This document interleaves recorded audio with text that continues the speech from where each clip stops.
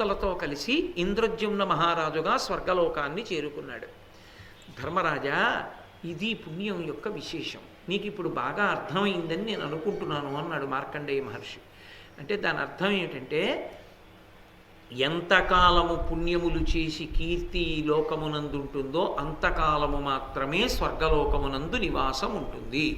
కాబట్టి స్వర్గలోకాన్ని అపేక్షించడం కన్నా దాన్ని చిత్తశుద్ధి కొరకు ఈశ్వరుడు నన్ను అనుగ్రహించాలని కోరుకుంటే మళ్ళీ పుట్టడం, మళ్ళీ చావడం, ఈ సుఖదుఖాలు అనుభవించడం, ఈ గొడవ అనేటటువంటివి లేకుండా ఉండగలుగుతాడు. ఒక్కొక్కచో స్వర్గలోకవాసం అంత పుణ్యం లేకపోవచ్చు, కానీ చాలా పుణ్యం చేసినవాడు అనుకోండి, అది పుణ్యం కింద ఉంచుకుంటాను అనుకుంటే ఏమవుతుందంటే ఉత్తర జన్మల యందు దాన్ని అనుభవించాలి. కాబట్టి అది జన్మకి కారణం అవుతుంది. వచ్చే జన్మలో పుడతాడు, ఈ జన్మలో ఏదో చాలా పుణ్యం చేశాడు. ఈ పుణ్యం అంతా ఎందుకు పనికి వస్తుందంటే ఎంత వేగంగా దీన్ని హరించచ్చని చూస్తారు. సమున్నతమైనటువంటి స్థితిలో అధికారంలో కూర్చున్నాడు అనుకోండి, ఒక చక్రవర్తిగా కూర్చున్నాడు అనుకోండి, ఆ సింహాసనం మీద కూర్చోడానికి, చక్రవర్తి అని అనిపించుకోవడానికి ఎంత పుణ్యం వ్యయమైపోతుంది. ఒక జన్మలో చక్రవర్తిగా ఓ 30 సంవత్సరాలు అనుభవించాడు, అయిపోయింది పుణ్యం అంతా. గత జన్మలో ఎంతో కష్టపడి చేసుకున్న పుణ్యం అంతా ఓ 30 ఏళ్లలో పూర్తయి పాపం మాత్రం మిగిలిపోతుంది. అనుభవంలోకి రావాలిగా మళ్ళీ అది. ఇప్పుడు మళ్ళీ పాపం చేయకుండా పుణ్యమే చేస్తామని ఏమి నమ్మకం మనుష్య జన్మలోకి వస్తే? అదే పుణ్యాన్ని చిత్తశుద్ధి కొరకు వాడుకోవాలి అని నిశ్చితంగా సంకల్పం చేసుకుని పరమేశ్వరుడికి ధారపోసేసాడు అనుకోండి, నాకు అక్కర్లేదు, ఈ పుణ్యం నాకేమీ ఉపకారం చేయక్కర్లా, ఈ పుణ్యం అన్నది నాకేం లేదు, ఈశ్వర మీరు చేయించారు, మీకే అర్పించేస్తున్నాను అన్నాడు అనుకోండి, భగవంతుడి యొక్క అనుగ్రహానికి పాత్రుడవుతాడు. వీడు రా నిజాయితీపరుడు. లోకంలో పుణ్యం చెయ్యడం అనే మాటకు అర్థం ఏమిటి? ఓ ఆవు దగ్గరికి వెళ్ళి మీరు కాస్త గ్రాసం పట్టుకొచ్చి వేశారనుకోండి, పుణ్యం వస్తుంది. కానీ గ్రాసాన్ని పెంచింది మనం కాదు, పచ్చిగడ్డి పరకల్ని, ఆవుని సృష్టించింది మనం కాదు, ఆ పరకలు కొయ్యడానికి చేతిలోని శక్తి మనది కాదు. యాదేవి సర్వభూతేషు శక్తి రూపేణ సంస్థిత నమస్తస్యే నమస్తస్యే నమస్తస్యే నమో నమః. ఆ తల్లే శక్తి రూపంలో ఉంది. తెచ్చి పెడితే తిని ఆ గడ్డి పరకల వలన ఓ పుణ్యం అంటూ ఉంటే ఆ పుణ్యం చిత్తశుద్ధికి పనికి రావాలి అని అనుకున్నాడు అనుకోండి, ఇప్పుడు ఏమవుతుందంటే పాపం అనేటటువంటిది దుఃఖ రూపంలో తనంత తాను క్షయం అయిపోతుంటుంది. ఏదో ఒక దుఃఖాన్ని అనుభవిస్తుంది, దుఃఖం లేకుండా ఉండదుగా. ఏదో దుఃఖం చిన్నదో పెద్దదో ఉంటుందో, ఓ కాళ్ళనే పెట్టడమో చేయనే పెట్టడమో ఏదో ఉంటుంది. ఆ రూపంలో ఆ దుఃఖం క్షయం అయిపోతుంది. ఇప్పుడు దుఃఖం లేదు, పూర్తిగా పోయింది. పుణ్యం అసలు చేసుకున్నది లేదు, ఎందుకని అంతా ఈశ్వరుడి కోసం అర్పించేశాడు. ఇప్పుడు చిత్తమా శుద్ధమైపోయింది, పాపపుణ్యములు రెండూ లేవు, అనుభవించడానికి లేనప్పుడు జన్మెందుకు ఇంకా? ఆ క్షణంలో ఈశ్వరుడు జ్ఞానాన్ని కటాక్షిస్తాడు. అథవా చిత్తశుద్ధి ఏర్పడిందనుకున్న నాడు జ్ఞానం ఇస్తే సంచితము దగ్ధమైపోతుంది. ఆ జ్ఞానము కలగగానే ఇక సంచితం ఉండదు, కాలిపోతుంది. కాలిపోతే ఇక పునర్జన్మ ఉండదు. సంచితం అంటే కొన్ని కోట్ల జన్మల్లో చేసిన పాపపుణ్యాలు ఇంకుండవు, కాలిపోతాయి. కాబట్టి స్వర్గలోకవాసం అనేటటువంటిది ఎంత తాత్కాలికమైనదో, ఎలా కింద పడిపోతారో మార్కండేయ మహర్షి చూపించారు. ఇందులో విచిత్రం ఏమిటంటే భగవంతుని యందు భక్తి కలిగినటువంటి మార్కండేయుడు భగవంతుని యందు భక్తి కలిగిన ప్రాణులే కాబట్టి శరీరాలు ఏవైనా కూడా తాబేలు కొంగ అదే శరీరంతో అలాగే ఉన్నాయి. ఎవరికన్నా ఇన్ని పుణ్యాలు చేసి స్వర్గలోకంలో ఉన్న ఇంద్రద్యుమ్నుడి కన్నా వాటి ఆయుర్దాయం ఎక్కువ. అవి సాక్ష్యం చెప్తే మళ్ళీ వెళ్ళాడు. కానీ ఇంద్రద్యుమ్నుడు ఇంతకాలం స్వర్గంలో ఉండగలిగాడా? ఉండలేకపోయాడు. ఇప్పుడు ఈ చెప్తున్న తాబేలు ఒకటి కూడా వెళ్ళిపోయింది అనుకోండి, మళ్ళీ కింద పడిపోతాడు.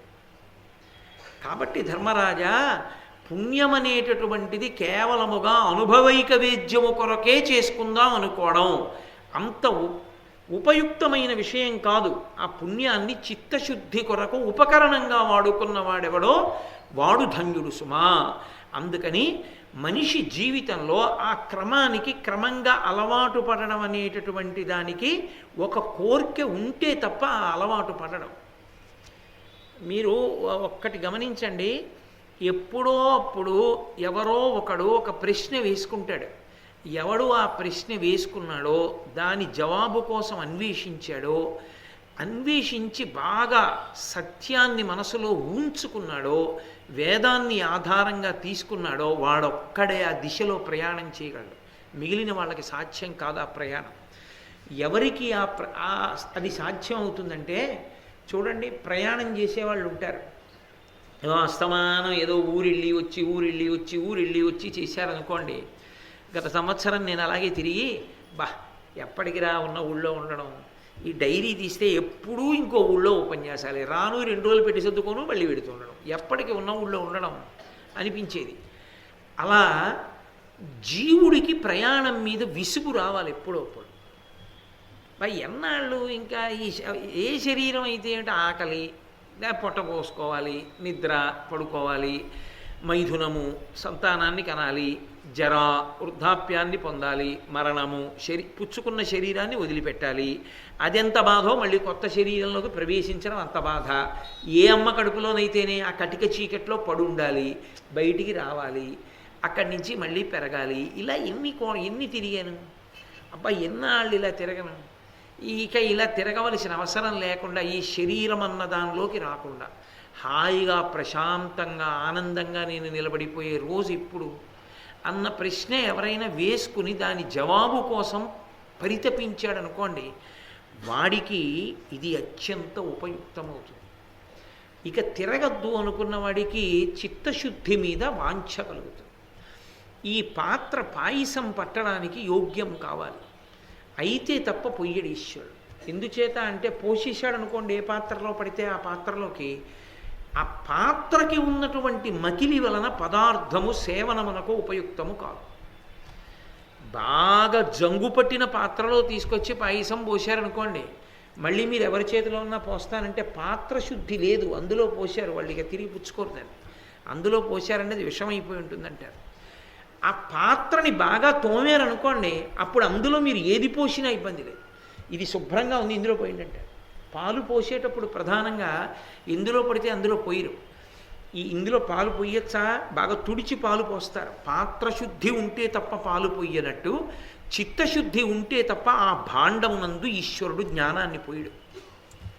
అందుకే కొన్ని కోట్ల జన్మల తర్వాత తప్ప జ్ఞానం అంకురించదు అనడానికి కారణం ఎందుకు వస్తుందంటే, అసలు ఆ దిశలో కర్మల్ని పుణ్యకర్మగా మార్చుకోవడం కాకుండా చిత్తశుద్ధి కొరకు వాడడం అనేటటువంటిది వస్తే తప్ప అసలు పునరుత్పత్తి అన్నది, పునర్జన్మ అన్నది ఆగదు.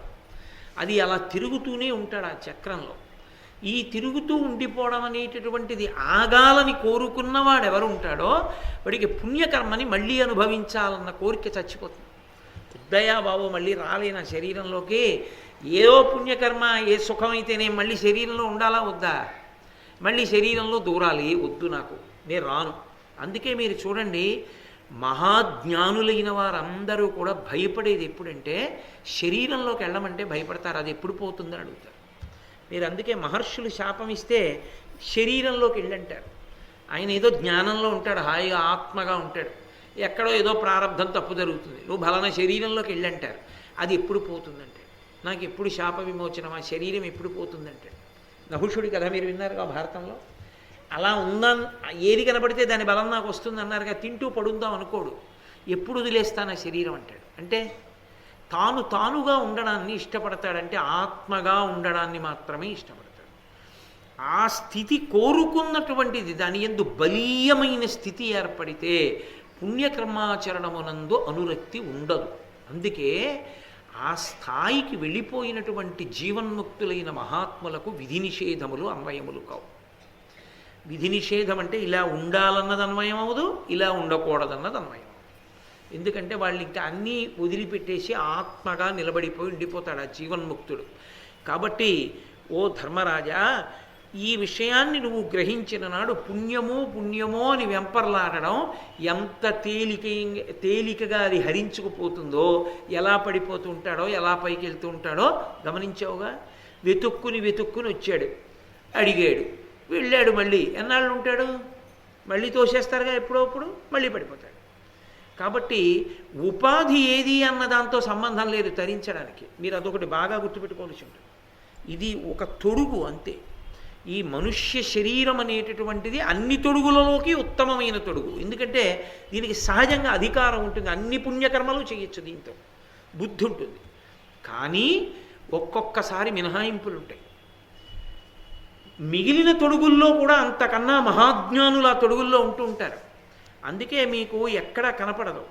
ఒక్క సనాతన ధర్మంలో మాత్రం జంతు శరీరములలో ఉన్నటువంటి వాళ్ళు అద్భుతమైన సభలలో నిలబడి ఉంటారు. కనక సభ అని చిదంబరంలో ఉంటుంది. అందులో ప్రతిరోజు ప్రదోష వేళలో పరమశివుడు తాండవ నృత్యం చేస్తాడు. అక్కడ నటరాజుగా ఉంటాడు. ఆయన నటరాజుగా ఉన్నప్పుడు కింద పాము శరీరం, పైన మనిషి ముఖం, పతంజలి నిలబడి ఉంటాడు. వ్యాఘ్రపాదుడు అని కింద పెద్ద పులి శరీరం, పైన మనిషి యొక్క తల, ఒక పక్క వ్యాఘ్రపాదుడు నిలబడతాడు. ఒక పెద్ద పులి ఒక పాము రెండు క్రౌర్యానికి ప్రతీకలు. వెంటబడి పీకేస్తాయి అవి, పగపట్టి వెంటబడి కరుస్తుంది పాము. అంత చంచలంగా పారిపోయి కరిచేటటువంటి పాము సంగీతం విందంటే పోని అనుకోవచ్చు, నృత్యాన్ని ఇలా పైకి లేచి వింటుంటుంది. మీరు ఎప్పుడైనా నటరాజసభ చిత్రాన్ని చూశారో లేదో, ఇప్పటికీ కాంచీపురం వెడితే ఏకాంబరేశ్వర సన్నిధానంలోకి వచ్చాక నటరాజస్వామి దేవాలయంలోకి వెడితే కొంచెం మీరు పట్టి పట్టి చూస్తే నటరాజస్వామి వెనకాతల ఉంటుంది కనక సభ. అద్భుతమైనటువంటి మూర్తి గీసి ఉంటుంది, గోడంతా కూడా. అందులో కనపడతారు వ్యాఘ్రపాదుడు, పతంజలి. పాము పులి కదలకుండా నిలబడ్డాయి, అంగీకరించారు, వాళ్ళిద్దరిని ఉండమన్నారు సభలో. ఒక్కొక్కసారి ఉపాధి సంబంధం ఉండకుండా లోపల ఉన్న జీవుడంతటి మహాత్ముడు అందులో ఉంటాడు. నహుషుడు పూర్వజన్మ జ్ఞానంతో కొండ చిలువలో లేడు నిన్న భారతంలో. మనుష్య భాషను అర్థం చేసుకుని మాట్లాడగలిగినటువంటి పుణ్యకర్మ కలిగిన దీర్ఘాయుష్మంతులైనటువంటి ప్రాణులుగా తాబేలు కొంగాలేవు. అందుకనే శంకర భగవత్పాదులు మాట అంటారు, వటుర్వాగి నరత్వం దేవత్వం నగవన మృగత్వం మశకత పశుత్వం కీటత్వం భవతు విహగత్వాది జననం సదాత్వత్పాదాబ్జ స్మరణ పరమానందలహరి విహారాసక్తం చేద్రు దయమిహ కింతేన వపుషా అన్నారు. శరీరంతో ఉందయా పరమేశ్వర, లోపల ఉన్న జీవుడు భక్తుడైతే ఏ శరీరంలో ఉన్నా అదృష్టవంతుడే. సాలెపురుగు, ఏనుగు, పాము పరమేశ్వరుణ్ణి సేవించలా? ఓ కొండ భద్రాచలం రామచంద్ర ప్రభువుని సేవించి తన తల మీద పెట్టుకోవాలా? కాబట్టి అందుకే కదూ దూర్జటి అంటాడు, ఏ వేదంబు పఠించి లూత భుజగం వేశాస్త్రములు చూచే తానీ విద్యాభ్యాసమనర్చె కరి చించే మంత్రమూహించే బోధావిర్భావ నిధానముల్ చదువులయ్యా కాదు మీ పాద సంసేవాసక్తియ కాకజింతు తతికిన్ శ్రీకాళహస్తీశ్వర అంటాడు. అందుకే స్వర్గనరకముల కన్నా ఏ భయము లేకుండా సంతోషంగా ఉంచగలిగినది రెండవది ఇది అంటే భగవద్భక్తి. ఆ భగవద్భక్తి ఉన్నవాడికి ఏది ఉన్నా ఏది పోయినా సంతోషం. అందుకే ఆ ప్రహ్లాదుడు అంటాడు, నీ పాదకమలంబు నియతిగొల్చిన దాన్ని చేరునే సురరాజ భోగపరత చెవులు వినరావు చిత్తంబు చిక్కుపడును సేవలన్నయుమరచు నీ మహిమమాన్పి మేలు చేసితివి నీ మేర మేటి సూపి అంటాడు. ఎందుకయా దిక్కుమాలిన అధికారాలు? గర్వంతో ఇంతటి వాణ్ణి అన్న అహంకారంతో కళ్ళు కనపడవు, చెవులు వినపడవు, భగవత్ సేవ చేయడానికి సమయం సరిపోదు. ఏమిటి ధరించుకున్నట్టు? వద్దయా, నాకు ఆ ఐశ్వర్యాలు వద్దు, నాకు ఆ పదవులు వద్దు, హాయిగా ఇలా ఉండని ఉంటే చిత్తం నీ మీద పెట్టుకోవడానికి అవకాశం ఉంటుందంటే ఏదైనా పరమేశ్వరుడు ఉన్నాడంటే. కాబట్టి వాడికి ఏమిటి లోటు? ఎప్పుడూ సంతోషంగా ఉంటాడు. భగవద్భక్తి సరి అయినటువంటి పరిష్కారం. రెండవది చిత్తశుద్ధి కొరకు పుణ్యకర్మాచరణము కొంచెం పై స్థాయిలో నిలబడగలిగితే, అథవా తేలికైన మార్గం ఆ భక్తి. ఎందుకు చేశారండి? పుణ్యం కోసం కాదండి, చేయకుండా ఉండలేక. పక్క ఆయన పేపర్ చదివి పక్కనెట్టాడు, ఒకసారి ఇస్తారేంటి చదువుతానన్నాడు. ఏమీ లేదండి వాళ్ళ పేపర్లో. ఒక్కసారి అదే నేను తెలుసుకుంటానని చదువుతాను. ఎందుకు ఆయన చెప్పాడుగా ఏమీ లేదని, నువ్వెందుకు చదవడం అంటే నువ్వు గంట చదివేసి అవునండో ఏమీ లేదని కూర్చోవాలి. ఆయన చెప్తే నమ్మకుండా ఏమీ లేదు అందులో తెలుసుకోవడానికి పేపర్ చదువుకున్నట్టు రోజు భగవంతుని యొక్క కార్యం చేయకుండా ఉండలేక భగవత్ కార్యం చేస్తున్నాడు. ఎందుకయా పూజ చేస్తావు చేయకుండా ఉండలేక? ఎందుకయా భారతం చదువుకుంటున్నావు చదువుకోకుండా ఉండలేక? అంతేగానే భారతం చదువుకుంటే పుణ్యం వచ్చేస్తుందని కాదు. ఆ భారతం జరిగితే కాసేపు భగవంతుడి గురించి జరిగితే నాకు అదో సంతోషం. ఒకడికి కొడుకుని చూస్తే సంతోషం, ఒకడికి కూతుర్ని చూస్తే సంతోషం, ఒకడికి మనవాణ్ణి చూస్తే సంతోషం, ఒకడికి భారతం చదువుకుంటే సంతోషం. ఎవడ అదృష్టాన్ని బట్టి వాడికి సంతోషం. కాబట్టి ఆ భగవద్భక్తి శాశ్వతమైనటువంటి ఆస్తి. కాబట్టి ఈ తారతమ్యాన్ని నువ్వు గమనించవలసి ఉంటుంది. ఇది ధర్మరాజు గారికి మార్కండేయుడు చెప్పడంలో ఉన్నటువంటి రహస్యం. అంతేగాని ఏదో ఓ కథ తీసుకొచ్చి ధర్మరాజు గారికి చెప్పడానికి ఆయన అంత అమాయకుడు కాదు, ఉత్తిని కూర్చుని వినడానికి. అక్కడ ఉన్నవాళ్ళు ఎవరు? ఏదో చందమామ కథలన్నీ చెప్తే వినడానికి కూర్చున్న వాళ్ళు కాదు, సమయాన్ని అతి విలువైనదిగా చూసేవాళ్ళు. ఒకరు శ్రీకృష్ణ భగవానుడు, ఒకడు నారద మహర్షి, ఒకడు మార్కండేయుడు, ఒకడు ధర్మరాజు, వేరొకడు ధౌమ్యుడు. మిగిలిన వాళ్ళు నిత్యాగ్నిహోత్రీకులైన విప్రులు. ఏ కారణం లేకుండా ఎందుకు వింటారు అంటే అందులో ఏదో వేదాంత ప్రతిపాదనం ఉన్నది అని గుర్తు. కాబట్టి ఈ మాటలు చెప్పి ఆయన అన్నాడు, ధర్మరాజు గారు ఒక మాట అన్నాడు, చాలా సంతోషం, నేను మీరు చెప్పినటువంటి విషయాన్ని పూర్తిగా జీర్ణం చేసుకున్నాను. లోకంలో ఒక్కొక్కడు ఒక్కొక్క పేరుతో పుడతాడు, పుట్టి ఇంకొక పేరుతో పిలవబడుతూ ఉంటాడు. ఇది చాలా చిత్రంగా ఉంటుంది. కీర్తి అన్న మాట కదా వచ్చింది అక్కడ. కీర్తికి గుర్తు ఏమిటో తెలుసా? అసలు ఆ పేరే మారిపోవడం. మీకు నేను ఒక ఉదాహరణ చెప్పాలి అంటే, రామచంద్ర ప్రభువు పుట్టినటువంటి వంశం ఇక్ష్వాకు వంశం. దానికి వంశకర్త ఇక్ష్వాకు, అందుకని ఇక్ష్వాకు వంశం. కానీ తరువాతి కాలంలో ఏమైపోయిందంటే దాన్ని ఇంకా కొంతమంది పేర్ల మీద పిలిచారు. కాకుత్సుడు అని ఒక రాజు పుట్టాడు, అందులో కాకుత్స వంశం అని పిలిచారు. అందరికన్నా గొప్పవాడిగా పిలవబడిన వాడు రఘుమహారాజు, అందుకని రఘువంశం అని పిలిచారు. రఘువంశము అంటే రాముడు పుట్టాడని కాదు, రఘువు పుట్టాడు కనుక. ఇక్ష్వాకు వంశానికి రఘువంశం అని పేరు ఎందుకు వచ్చింది అంటే రఘువు పుట్టాడు కనుక. అసలు వంశకర్త కన్నా ఈయన పేరు పెద్దదైంది.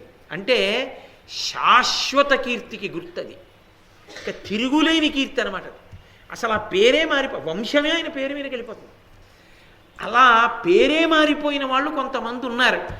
అవి చాలా చాలా గొప్ప విశేషాలు. అది సామాన్యమైనటువంటి విషయంతో వచ్చేటటువంటిది కాదు. అవి ఏదో జీవితాంతం మంచి పనులు చేస్తే వచ్చేవి కావు.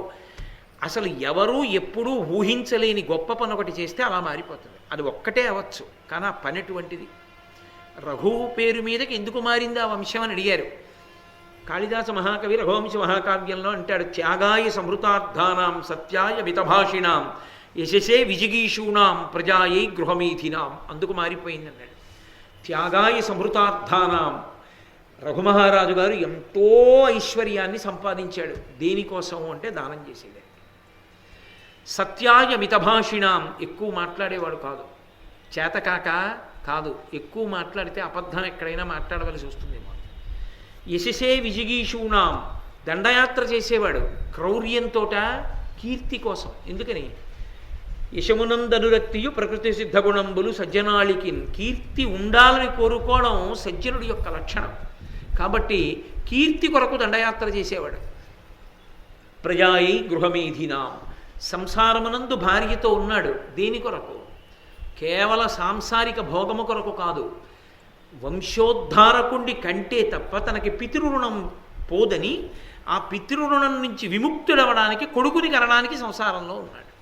ప్రజాయై గృహమేధినాం, ఇన్ని 4 గొప్ప లక్షణములు ఉన్నవాడు కనుక రఘుమహారాజు గారు పుట్టిన తర్వాత ఇక్ష్వాకు వంశము రఘువంశమైంది. ఒక అద్భుతమైన ప్రశ్న ఇక్ష్వాకు వంశంలోంచే తీశాడు ధర్మరాజు గారు. అది అల్లుకుపోవడం అంటే అది. అటువంటి శిష్యుణ్ణి చూసి కదూ గురువు పొంగిపోతాడు. మహానుభావ, నీలాంటి గురువు ఎక్కడ దొరుకుతాడు మాకు? నువ్వు ఏదైనా చెప్పగలవు, నీకు ఆ సమర్థత ఉంది. ఏదో చదివి చెప్పడం కాదు, అన్నిటికీ నువ్వు ప్రత్యక్ష సాక్షి. ఇంతకాలం నుంచి ఉన్నావు, నీ ఆయుర్దాయం అటువంటిది. నాకు ఒక్క మాట చెప్పండి. ఇక్ష్వాకు వంశంలోనే కువలాశ్వుడు అనబడేటటువంటి ఒక రాజు జన్మించాడు. ఆయన రాజ్య పరిపాలన చేశాడు. కానీ ఆయన్ని కువలాశ్వుడు అని పిలవరు, దుందుమారుడు అని పిలుస్తూ ఉంటారు. ఆ కువలాశ్వుడి పేరు కువలాశ్వుడని లేకుండా దుందుమారుడని ఎందుకు వచ్చింది అని అడిగాడు. అంటే ఇంద్రజుమ్నుడి కీర్తి గురించి విన్నాడు.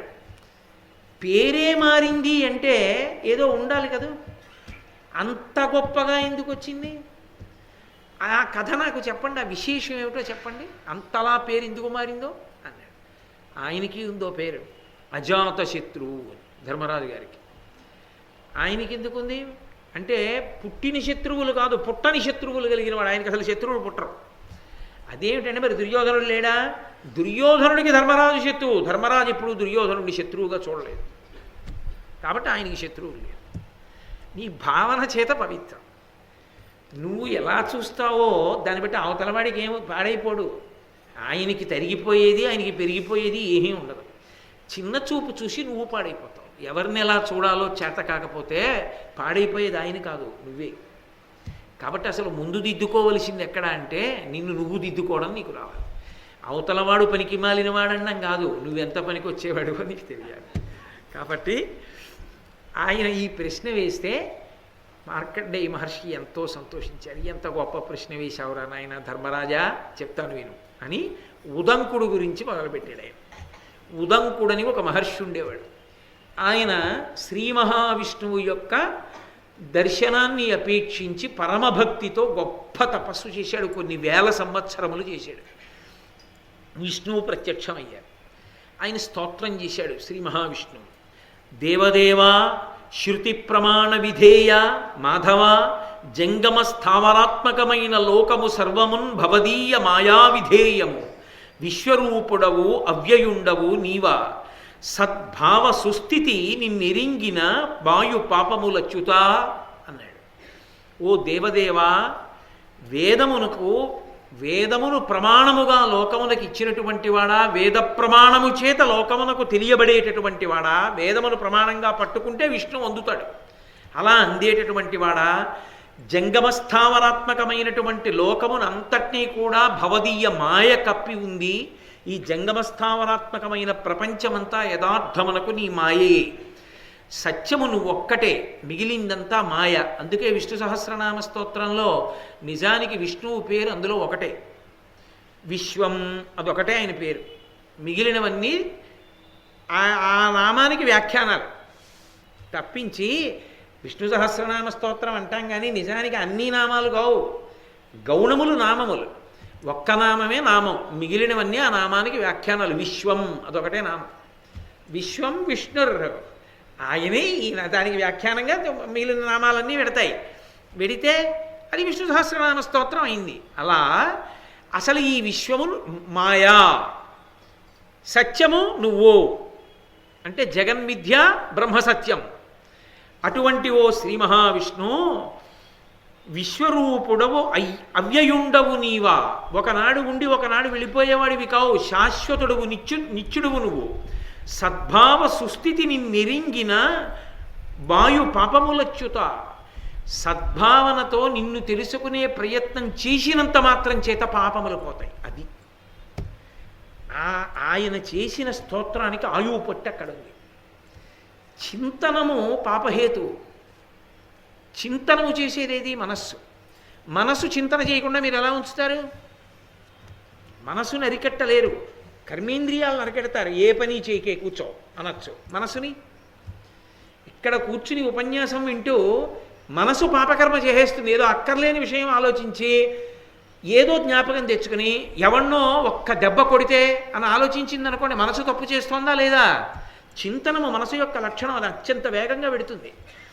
మరి చింతనము పుణ్యం కూడా చేస్తుంది. పాపం చేసే లక్షణం పుణ్యం మనసుకుంటే పుణ్యం చేసే లక్షణం కూడా ఉంటుందిగా. ఎప్పుడు పుణ్యం చేస్తుంది అంటే అది ఎంత పుణ్యం చేయగలదంటే పాపాన్ని కాల్చేయగలదు. ఎప్పుడు అది వెళ్ళి విష్ణువుని అంటుకుంటే చాలు. ఇందులో చమత్కారం ఏమిటో తెలుసా అండి? ఆలంబనము నిచ్చుట అనొక మాట ఉంటుంది. అసలు జీవుడి కర్తవ్యం అదొకటి. ఆలంబనము అంటే పట్టుకోవడానికి వస్తువు. పసిపిల్లల్ని మీరు చూడండి, వాడు ఓహో గుక్క పెట్టి ఏడుస్తుంటాడు. తాతగారు వచ్చి వాడిని ఎత్తుకొని హాయి అని ఇలా ఇలా ఇలా ఇలా ఇలా అంటాడు. అంటే వాడు ఒక గడియ ఊరుకుంటాడు. ఓ గడియ ఊరుకుని మళ్ళీ మొదలెడతాడు. ఏదో గుడ్డల మీద వేసుకుని అటు ఇటు తిరుగుతాడు, మళ్ళీ ఊరుకుంటాడు. ఒక నిమిషం మళ్ళీ ఏడుపు మొదలెడతాడు. తీసుకొచ్చి ఉయ్యాల్లో వేస్తాడు, వేసి ఇలా ఇలా ఇలా ఇలా ఊపుతాడు. ఒక నిమిషం ఊరుకుని మళ్ళీ ఏడుపు మొదలెడతాడు. అమ్మ ఏమిటే వీడికి ఆకలిస్తున్నట్టుంది చూడు అంటాడు. అప్పుడు కూతురు తీసుకెళ్ళి పాలిస్తుంది. వాడు ఊరుకుని పడుకుంటాడు. పడుకున్నాడు కదా అని వాడు లేచి మళ్ళీ ఏడవకుండా ఉంటాడు ఏంటి? వాడు మళ్ళీ ఏడుస్తాడు. ఏడవడం వాడి లక్షణం. ఏడవకుండా ఏమార్చడానికి ఏదో ఒకటి అందివ్వడం తాత లక్షణం. తాత అని ఎందుకన్నానంటే ఇంట్లో పెద్దాడు ఆయనే కాబట్టి ఆయన కొంత ఆ, ఆ, పరిపక్వతతో ఉంటాడు అన్న ఊహ చేత చెప్పాను ఆ మాట నేను. కాబట్టి ఏడుస్తున్నవాడు ఏడుపు మరిచిపోవాలంటే ఏం చేయాలి? ఏదో ఆలంబనం ఇవ్వాలి. ఓ బొమ్మో, ఓ అట్టముక్కో, ఓ పేపరో ఏదో ఇస్తే వాడు అది చూసి కాసేపు ఆడతాడు, మళ్ళీ వదిలేస్తాడు, మళ్ళీ ఏడుపు మొదలెడతాడు. ఆలంబనం ఇస్తే వాడు ఏడుపు మానినట్టు మనసు యొక్క లక్షణం ఏమిటంటే ఏడుపు, ఏదో లేదని ఏడుస్తుంటాడు. ఏడిచేదానికి ఆలంబనం మీరు ఏమిస్తున్నారన్న దాన్ని బట్టి దాని ఏడుపు పెరగడమా, మన్ని కాల్చి జన్మజన్మాంతరములకు కాల్చేంత ఏడుపు పెంచుకోవడమా, అది అలవాటు పడుతుంది. ఆలంబనంగా ఏది ఇవ్వాలో అది ఇవ్వాలి. తల్లి పిల్లాడికి అమ్మ నాకు ఆ బ్లేడ్ కావాలని ఏడిచాడు అనుకోండి, ఇస్తుందా? ఒక్క నాటికి ఇవ్వను నీకు బ్లేడ్ అంటే. ఈ చేతిలో ఇలా పట్టుకుని వెనక్కి పెట్టి ఇలా ఇలా అని హుష్ పోయిదిరా ఎక్కడో దాచేస్తుంది. అంతేగాని పిల్లాడికి బ్లేడ్ ఇస్తుందా? ఇవ్వదు. ఎందుకు ఇవ్వదు? బ్లేడ్ ఇస్తే వాడు కోసుకుంటాడు, అందుకని ఇవ్వదు. అలాగే మనసుకి ఆలంబనం ఇచ్చేటప్పుడు ఏది పడితే అది ఇవ్వకూడదు. అది ఇస్తే పాడైపోతుంది అనుకుంటే అది ఇవ్వకుండా ఏది ఇస్తే తరిస్తుందో అది ఇవ్వాలి. భగవంతుణ్ణి ఆలంబనంగా ఇచ్చారనుకోండి, దానికి మొదట్లో పేచీ పెడుతుంది, పుచ్చుకోదు, తర్వాత పుచ్చుకుంటుంది. మీరు చూడండి, చంటి పిల్లలకి పాలు పట్టే తల్లులు వాడు పాల సీసా నోట్లో పెడదామన్నా ఒప్పుకోడు. అప్పుడు ముందు నోట్లో తీసుకెళ్ళి ఆ తిత్తి పెట్టేరు, లేనిపోని ఇబ్బంది, వాడికి పొలమారుతుంది. పెదవి మీద రాస్తారు ముందు ఆ తిత్తి పెట్టి, రాస్తే వాడికి అర్థమవుతుంది, ఓహో పాలు పడుతోంది అమ్మని ఏడు పాపి అంటాడు. అంటే అప్పుడు ఆ తిత్తి పెడితే వాడు నిశ్శబ్దంగా పాలు తాగడం మొదలు పెడతాడు. అలా అలవాటు ఒకటి ఇచ్చారనుకోండి, పసిపిల్లాడికి ఇచ్చినట్టు మనసుకి ఇస్తే మనసు దాన్ని వద్దని మెల్లిగా దాన్ని పట్టుకోవడానికి అలవాటు. భాగవతం రోజు ఒక 50 పేజీలు చదువు అన్నారనుకోండి, 50ఏ పోని 25. పద్యాలు ఎక్కడ చదువుతాను? పోని వద్దు, వచనం అర్థం వద్దా? అర్థం వద్దు కదా. అర్థాలు ఇప్పుడు ఇది మనం ఉపన్యాసాలు చెప్పాలా? తాత్పర్యం చదువుతాం, సరేనా? చదువు 25 పేజీలు చదువు. మొదట్లో 3 చదివి అంటుంది అంటే ఎప్పుడైపోతుంది? అది మెల్లిగా అలవాటు చేశారనుకోండి, ఓ రోజు రాత్రి 8 అయిపోయింది, చదవలేదు ఇంకాను, ఒక్క అరగంట ముందు ఆ 25 పేజీలు పూర్తి చేసేద్దాం ఏంటి అని అదే అంటుంది. క్రమంగా క్రమంగా క్రమంగా ఏం చేస్తుందంటే భాగవతానికి ఆకర్షణ పొందుతుంది. ఆకర్షణ పొంది భాగవతం మీద ప్రసంగాలు వింటుంది. ఆ తర్వాత 4 పద్యాలు నేర్చుకుంటుంది, తర్వాత ప్రతిపదార్థం నేర్చుకుంటుంది. ఏదో ఒకనాడు భాగవత ప్రవచనం చేస్తుంది, ఏదో ఒకనాడు ఆ భాగవతంతోనే తరించిపోతుంది. కాబట్టి ఆలంబనం ఇవ్వడంలోనే జీవుని విచక్షణ ఉంటుంది. ఏది పడితే అది ఇవ్వకూడదు, ఏది ఉద్ధరణ హేతువో అది ఇవ్వాలి. అది ఆయన ప్రతిపాదన. అందుకని ఆయన అంటున్నాడు, సద్భావ సుస్థితిని నెరింగిన వాయు పాపములు అచ్యుత. అచ్యుత అంటే చ్యుత్ అంటే పోవడం, అచ్యుత అంటే ఎప్పుడూ ఉండేవాడు, పోయేవాడు కాదు, ఆయన శాశ్వతుడు. అటువంటి ఓ శ్రీ మహావిష్ణువా, నిన్ను గురించి ఆలోచించడం అలవాటైపోతే సమస్త పాపములు తమంత తాము కాలిపోతాయి ఆ చింతనలో. కాబట్టి అటువంటి స్వరూపమున్నవాడా, ఇంకా చాలా విశేషణాలు చెప్పాడు ఆయన శ్రీ మహావిష్ణువు గురించి. నీకు ఒక నమస్కారం, నీ సాకార దర్శనము నాకైంది అంతే, దాని గురించే చేశాను తపస్సు. శ్రీ మహావిష్ణువు అన్నారు, అలా కాదు ఏదైనా కోరుకో. ఆయన నవ్వి అన్నాడు, ఇదో మాయ, నాకెందుకు కోరిక, ఏమీ ఉండకూడదనే తపస్సు చేశా, మళ్ళీ కోరికంటావే వద్దు అన్నాడు. ఇప్పుడు శ్రీ మహావిష్ణువు అన్నారు, అలా కుదరదు, నువ్వు ఏదైనా కోరుకోవాలన్నారు. ఎందుకు ఆ పెంకితనం అంటే దేవతలకు ఒక నియమం ఉంటుంది. దేవతలు మనుష్యులకు దర్శనమిస్తే ఏదో ఒకటి ఇవ్వకుండా వెళ్ళకూడదు, ఏదో ఒకటి ఇవ్వాలి. మనకి ఉంటుందో నియమం, ఏదో గర్భిణీ స్త్రీ దగ్గరికి, రోగి దగ్గరికి, వృద్ధుల దగ్గరికి, గురువుగారి దగ్గరికి, తల్లిదండ్రుల దగ్గరికి, ఇటువంటి వాళ్ళ దగ్గరికి వెళ్ళేటప్పుడు ఎప్పుడు రిక్తహస్తాలతో వెళ్ళకూడదు. ఏదో ఒకటి పట్టుకుని వెళ్ళి వాళ్ళకి ఇవ్వాలి, వాళ్ళకి యోగ్యమైంది ఇవ్వాలి, అంతేకాని అయోగ్యమైంది పట్టుకెళ్ళి వాళ్ళకి ఇవ్వకూడదు. కాబట్టి దేవతలు కూడా ఏమిటంటే మనుష్యులు కనబడితే పాపం వీళ్ళు ఆర్తితో ఉంటారని ఏదో ఒకటి ఇస్తారు. ఏదో ఒకటి నేను ఇచ్చేయడం ఎందుకు, ఆయనకి పెద్ద కోరికలు లేవు, ఏం అడుగుతాడో చూద్దాం, అడిగే ఇద్దాం, అడిగే ఇస్తే గొడవ వదిలిపోతుందిగా అని. కొన్ని ఇళ్లల్లో చూడండి, పెళ్ళికి